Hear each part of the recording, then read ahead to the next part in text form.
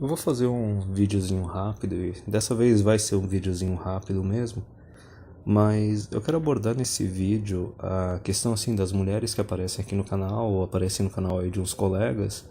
Primeiramente a gente tem aquelas que aparecem pagando de Maria Exceção, certo? Pagando de unicórnio, fazendo que, não, ela valoriza os homens, ela é diferente, isso e aquilo, e a gente sabe qual é a dinâmica que está rolando por trás disso.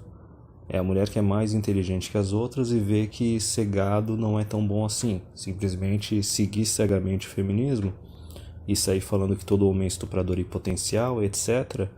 É uma manobra que não garante benefícios, compreende? Tu simplesmente vai antagonizar os homens e daí como é que tu vai receber alguma coisa deles?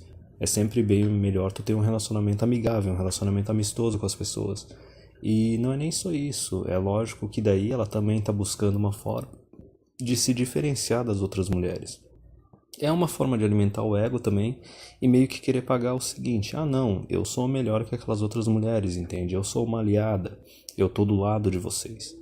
Eu já vi muito disso quando eu frequentava a página e fórum de movimento do direito dos homens, etc.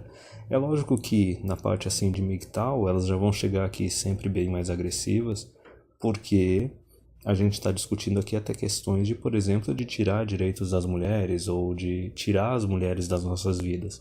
Então já é algo bem mais grave, elas já se sentem bem mais ameaçadas nisso. Mas enfim, tá, já cortei a questão das supostas aliadas, das Marias Exceção, mas também tem outra questão, tem aquelas que chegam no canal e elas ou não entendem ou se recusam a entender estatística e entender generalização. Qualquer generalização é, não, tu é extremista, tu é misógino, escambau, tipo, besteira. E todo mundo que ensinou a qualquer coisa de misoginia ou de ódio a mulheres ou ódio a homens, não sei o que, aqui no canal eu já saio cortando. Mas enfim, eu até mesmo no canal já falei várias vezes que se tu pega a população feminina, lógico, se tu tá aí analisando milhares, centenas de milhares de pessoas, milhões de pessoas, tu vai ter que fazer generalizações, porque tu vai pegar a regra, a maioria, tu vai pegar a estatística. E eu mesmo já falei aqui no canal várias vezes que, por exemplo, da toda a população feminina, a gente tem 20% ali que são as mulheres que são realmente independentes. Tem a carreira dela, o estudo dela, o salário dela não depende de família, não depende de marido, namorado, etc. Desses 20%, a gente tem 5% que competem de igual para igual com os homens fisicamente e também intelectualmente. Mas e os outros 80%, que ou são dependentes de marido, ou de namorado, ou de familiares, ou até mesmo do governo? É a generalização? É a maioria? É a regra? Certo? A própria exceção simplesmente comprova a regra. E daí nesse caso tem outra coisa também para ser abordada, que é o seguinte: até mesmo aquelas mulheres assim que chegam e falam, não, mas eu valorizo os homens da minha vida, eu não sacaneio eles, eu não vou sacanear eles, nem nada disso. Digamos a mulher que não vai usar a lei feminista para detonar com o namorado ou para detonar com o marido. Se for pegar estatisticamente, essas mulheres também são minoria, também são exceção. Eu não lembro qual que é a estatística, eu acho que é 70% ou 80% dos divórcios são iniciados pelas mulheres. E outra estatística que eu vi nos últimos tempos é que quando a mulher ela tem ensino superior, a chance de ela ser quem vai iniciar o divórcio sobe para 90%. Então veja bem, até mesmo essas mulheres que falam que elas não ferrariam com o marido ou com o namorado, e vamos supor que a gente acredite nelas, ok? Elas são minoria da minoria. Estatística, generalização, já comprova que elas são minoria. Então até mesmo para essas mulheres, veja bem, até mesmo para elas, a conta do feminismo já chegou para elas. Porque, veio, tu tem uma maioria de mulheres que são dependentes, que usam as leis feministas para ferrar com os companheiros, e daí digamos que essa mulher ela é independente, ela é honesta, ela jura de pé junto que ela jamais vai ferrar com um homem. O que ela pode fazer para provar que ela é diferente? Para fazer o homem confiar, acreditar nela? Não tem nada que possa ser feito nesse caso. Ainda mais com as leis atuais e com agora essa perspectiva que a gente tem de as leis elas estarem piorando cada vez mais. Então, veja bem, o homem já está pagando a conta do feminismo desde lá da década de 60, 70. Só que agora, finalmente, nos últimos 10 anos, algumas mulheres começaram a pagar a conta. E conforme os homens forem abandonando paternidade e casamento e qualquer tipo de relacionamento com mulher que possa gerar um vínculo legal, elas vão ser cada vez mais prejudicadas ainda. Só que, ok, eu já falei dessa questão das mulheres na minoria, né, do 20% de mulheres independentes, 5% de mulheres que têm a mesma capacidade que os homens. Já tirei essa parte a limpo. Até mesmo as mulheres que chegam aqui se comportando que nem aliadas e as que chegam aqui só metendo pau. Vamos falar a respeito dessas mulheres que chegam aqui só metendo pau e que se recusam a entender generalizações e estatística. Por que quando tu tem alguma comunidade, algum ambiente, algum local, onde alguém começa a falar assim, todos os homens são iguais, todos os homens são estupradores em potencial, todos os homens são violentos, por que não é uma quantidade tão grande assim em comparação com as mulheres de homens que chegam lá metendo pau? Porque o homem ele já tem uma visão mais individualista dele mesmo. Ele reconhece que quando fala um negócio desse, estão falando dos outros homens, não estão falando de mim. Eu sou um indivíduo, né? O homem ele tem aquela mentalidade, não, eu sou um indivíduo que não comete essas coisas e o justo não tem que pagar pelo injusto. Eu não tenho que ser responsabilizado ou culpado pelo que uns outros loucos estão fazendo aí. E até mesmo se a gente for pegar essa parte aí do argumento de todo homem é estuprador em potencial ou violento, a gente tem que ver o seguinte, qual é o percentual de homens que batem em mulher ou estupram mulher? É menos de 1%? É menos de 0,1%? É menos de 0,001%? Compreende? Então, olha a comparação. Quando eu digo assim das mulheres que são dependentes, a gente está falando de uma generalização e de uma parte estatística comprovada. Se tu for pegar dados de imposto de renda do IBGE, comprovadamente a maior parte das mulheres são dependentes. Só que quando a gente fala isso, a gente está sendo misógino, a gente está generalizando. Não, tem dados para comprovar isso, certo? Agora, quando chegam e falam, não, mas todo homem é estuprador em potencial, é violento, não sei o que, os dados também comprovam que é uma minoria de uma minoria, certo? Só que daí tu não pode rebater isso, e até os homens não vão lá rebater isso tanto. Como eu falei, porque o homem ele tem uma visão mais individualista dele.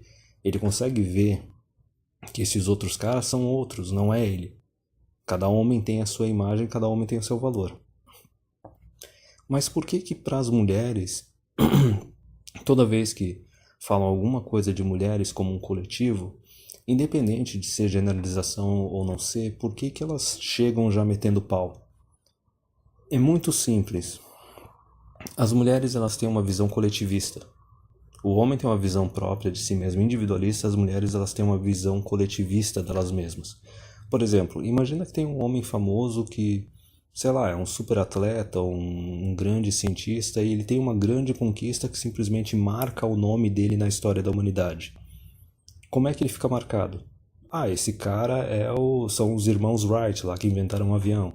Ou é o Thomas Edison, não sei o que. Ou é o Galileu, entendeu? Aquele indivíduo conquistou e fez aquilo. A gente não chega e fala, não, ele fez isso e isso foi uma conquista para todos os homens. Entendeu? Não, é uma conquista dele e foi uma contribuição grande para a humanidade. Mas não é aquela coisa, todo homem agora vai se vangloriar por causa de uma coisa que um outro homem fez. Que nem eu falei, o homem ele tem uma visão individualista dele mesmo. Agora veja bem o que acontece quando uma mulher comete um grande feito, tem uma grande conquista. Sei lá, a única que me vem à cabeça agora eu não vou saber o nome, mas é aquela mulher que descobriu, inventou o Kevlar. É uma pesquisadora norte-americana lá da época da Guerra do Vietnã, um pouquinho depois. E daí a gente pode pegar também aquela lá da radiação, que trabalhava junto com o marido, fez umas pesquisas assim de descoberta do átomo e tal. É Marie Curie, acho que é. Morreu de câncer, etc. Mas enfim, Quando ocorre isso, as mulheres, elas vai ver qualquer blogzinho feminista, etc. Não, isso foi uma grande conquista para todas as mulheres, entendeu? É aquela patotinha coletivista. Se uma mulher faz isso, então isso é para todas as mulheres. Então veja bem onde é que eu tô chegando. Se, quando tem uma mulher que conquista algo, que marca o nome dela na história, isso é coletivizado para ser algo que, meu Deus, é uma conquista de todas as mulheres, porque elas têm uma mentalidade coletivista, o mesmo ocorre quando tem uma mulher que faz algo gravíssimo. Entendeu? Vamos pensar numa coisa mais absurda, uma mulher pedófila, ou uma mulher que matou o próprio filho, ou matou o marido. Por que quando acontece isso, aí não pode ser coletivizado, não pode ser, não, toda mulher é uma infanticida em potencial, certo? Toda mulher é uma assassina em potencial. Não, o negócio tem que ser abafado, o negócio tem que ser coberto. O pessoal tem que ir atrás e tem que falar, não, mas ela fez isso porque ela era louca, ou porque ela foi abusada. Porque, veja bem, quando o homem ele tem um grande feito positivo, aquela conquista é só dele. Não é puxado para ser uma conquista de todos os homens.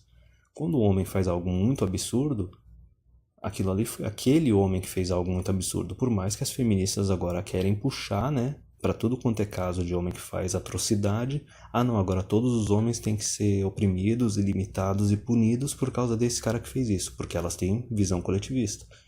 Mas veja bem, no caso das mulheres, quando uma mulher conquista algo, faz algo muito positivo, isso é algo coletivo para todas as mulheres. Só que daí, da mesma forma, quando uma mulher faz algo grave, gravíssimo, não, tem que ser acobertado, porque lógico, na cabeça delas, isso também é algo coletivo. E se for algo negativo, tem que ser acobertado, tem que ser censurado, tem que ser proibido dos outros verem. E agora eu vou chegar no cerne da questão desse vídeo. Por que os homens operam de uma forma individualista e por que as mulheres operam de uma forma coletivista? É muito simples. O homem, ele é independente. Ele não tem a opção de ficar dependendo indefinidamente dos pais. Ele não tem a opção de ficar dependendo do Estado. E ele muito menos tem a opção de ficar dependendo de uma namorada ou de uma esposa. Os pais, uma hora, eles vão deixar, filhão, ou vai ou racha, se vira. O Estado, vai ver o cara se tornar morador de rua e não tá nem aí. A mulher, a hora que o cara ficar desempregado muito tempo, ou a mulher conquistar um cargo profissional, um salário acima dele, o cara tá correndo o risco de tomar um divórcio, tomar um pé na bunda. Então o homem, ele tem noção que o valor dele é individual. Ele tem o valor individual dele, ele tem as conquistas dele, e ele tem que cuidar de si mesmo, porque senão ninguém vai cuidar dele. Certo? Os pais não vão cuidar dele indefinidamente, o Estado não vai cuidar dele, e muito menos a companheira dele vai cuidar dele. No caso da mulher, é diferente. Os pais, eles custam muito mais a deixar uma filha se virar sozinha. Eles cuidam bem mais da filha. Quem tem irmãs deve ter percebido isso. Que os pais, eles cuidaram muito mais da irmã do que cuidaram dele. Nesse caso eu estou falando de homens. O Estado vai ver a quantidade de benefício de lei que tem exclusiva só para mulher. Então o Estado também vai cuidar das mulheres. Porque uma mulher moradora de rua, meu Deus, é uma atrocidade. Que nem tem aquela estatística, né? Que dizia que 1 em cada 4 moradores de rua eram mulheres. É porque os outros 3 eram alienígenas, sabe? Simplesmente dane-se. E a mulher também, ela tem a opção de ficar sendo sustentada, cuidada pelo namorado ou pelo marido. Independente dela ficar desempregada ou ter um salário abaixo dele, o homem não se importa de cuidar da mulher. Então veja bem, o homem, ele tem uma visão individualista, ele sabe que ele tem que cuidar de si mesmo, porque senão ninguém vai cuidar dele. A mulher, ela tem uma visão coletivista e ela sabe que tem alguém que vai cuidar dela. Só que aí é que está a questão, por que elas têm uma visão feminina coletivista? Por que tem essa sisterhood über alles, né? A irmandade acima de tudo? O Rolo gosta de usar esse termo, mas por que elas têm essa mentalidade, essa visão coletivista e essa necessidade de sempre promover de forma positiva na sociedade a imagem feminina? Que nem eu disse, as conquistas, os grandes feitos de uma mulher são os grandes feitos de todas as mulheres. E querer esconder, abafar, censurar quando uma mulher comete uma atrocidade. é muito simples. Mesmo que seja só inconscientemente ou instintivamente, elas sabem que na sociedade elas são dependentes. Que nem eu disse, são dependentes da família, né, dos pais, ou dependentes do parceiro, ou dependentes do governo. Só que para uma pessoa continuar sendo dependente, essa pessoa tem que ter uma imagem positiva, os outros têm que estar dispostos a cuidar e sustentar essa pessoa. Então veja bem, é por isso que as mulheres elas querem preservar a imagem feminina o máximo possível, porque isso é uma questão de sobrevivência. A sobrevivência delas, o bem-estar delas depende disso. É só quando tu tem uma imagem positiva das mulheres é que tu vai ter governo cuidando das mulheres, tu vai ter família cuidando das mulheres, tu vai ter homens cuidando das mulheres. Então isso para elas é uma questão de sobrevivência, é uma questão prioritária. É por isso que elas têm essa mentalidade coletivista e elas querem promover e preservar a imagem feminina na sociedade o máximo possível. Mas então, vamos pegar numa visão de longo prazo e vamos analisar o que aconteceu.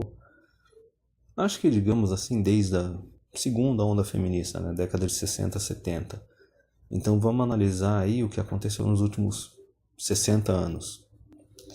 Vamos lá.